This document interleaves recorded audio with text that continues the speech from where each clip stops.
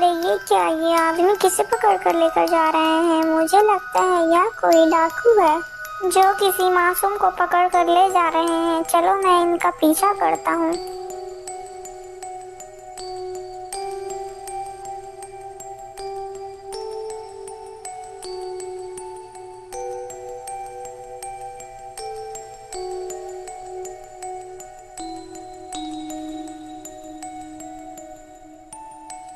अरे ये क्या, ये डाकू तो गुफा के अंदर चले गए हैं। चलो चलो गुफा के अंदर चलता हूँ।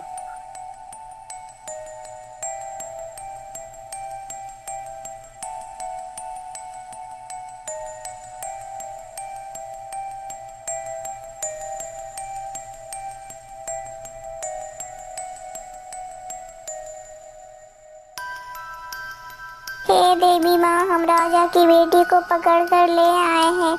आपके आशीर्वाद से हमें काफी सारा धन मिला है। हे देवी माँ, हमारे इस बलि को स्वीकार करें। अरे राम राम राम, ये लोग तो इस मासूम की बलि चढ़ाना चाहते हैं। हे भगवान, अब मैं क्या करूं? मुझे कुछ ना कुछ तो करना ही पड़ेगा।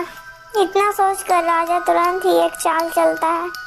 अरे मेरी प्यारी डाकू, मैं तुम्हारी देवी बोल रही हूँ।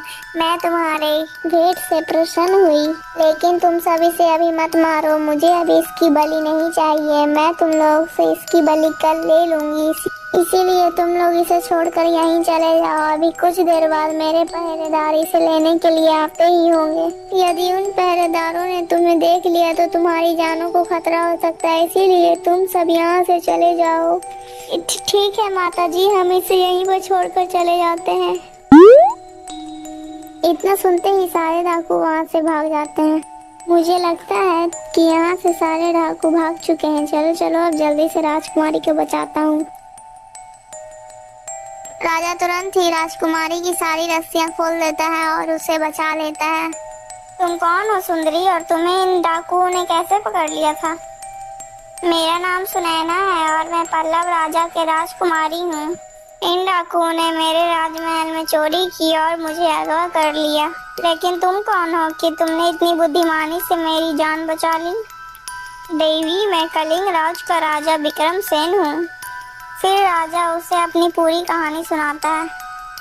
क्या अनाज बेचने? वैसे राजा जी, मेरे राज्य में भी अनाज का दाम ठीक है। यदि आपके सेठ चाहें तो वो मेरे पिताजी के यहाँ अनाज बेच सकते हैं।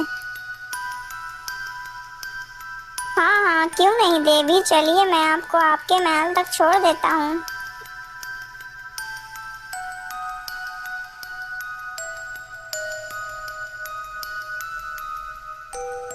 तुम कौन हो बहादुर इंसान जिसने मेरी पुत्री की रक्षा की है? फिर राजा विक्रमसेन अपनी पूरी कहानी उस राजा को बता देता है और राजा वो कहानी उसकी सुनकर बहुत ही ज्यादा प्रसन्न होता है। महाराज, आप तो बहुत ही ज्यादा बुद्धिमान और साहसी हैं। मैंने आपके जितने किस्से सुने थे उससे भी ज्यादा आप बुद्धिमान और साहसी हैं। आप तो मेरे लिए भगवान बनकर आए हैं, क्योंकि हमारे राज्य में तो अनाज की तंगी थी। आप अपने सेठ से कहकर हमारे यहाँ सारा अनाज भिजवा दीजिए। हाँ हाँ महाराज, क्यों नहीं, चलिए हमारे साथ, हम आपको सेठ के पास ले चलते हैं। राजा तुरंत ही विक्रम के साथ जाने लगता है।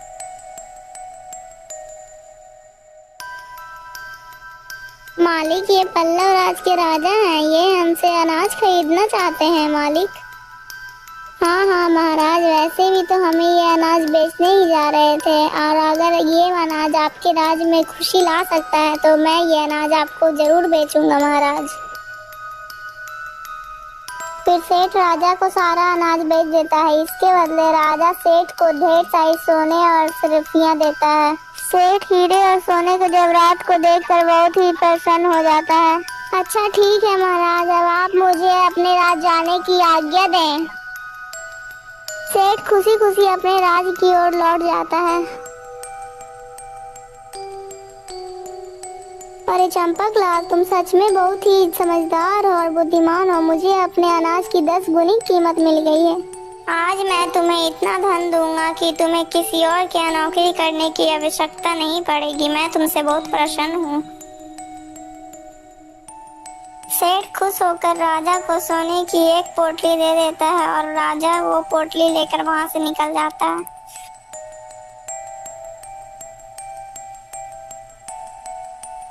अरे अब तो मैं चलते चलते कितना थक गया हूँ। चलो मैं थोड़ा सा आराम इसी पेड़ के नीचे कर लेता हूँ। राजा पेड़ के नीचे ही आराम करने लगता है। ए मुसाफिर, मुझ पर दया करो, मेरी सहायता करो, मेरे पास रहने के लिए घर तक नहीं है। बेटा, यदि आपके पास थोड़ा भी धन है तो मुझे दे दीजिए, मैं आपका ये एहसान कभी नहीं भूलूंगी। अरे माता जी, आप टेंशन मत लीजिए, आपको अब किसी के घर के आगे हाथ नहीं फैलाना पड़ेगा। ये लीजिए माता जी, इसमें कुछ सोने की असरफियाँ हैं। इतना सुनकर वो बुढ़िया बहुत ही ज्यादा खुश हो जाती है और सोने की पोटली लेकर वहाँ से चली जाती है। राजा भी बुढ़िया को वो धन देने के बाद मुस्कुराता है, क्योंकि उसे भी अपने सवालों के जवाब मिल चुके थे। क्योंकि राजा भी सेठ के यहाँ काम कर कर कुछ पैसे कमाता है, लेकिन वो धन राजा के भाग में नहीं था। इसी तरह सेठ का भी रास्ता भटकना उसके भाग में ही था।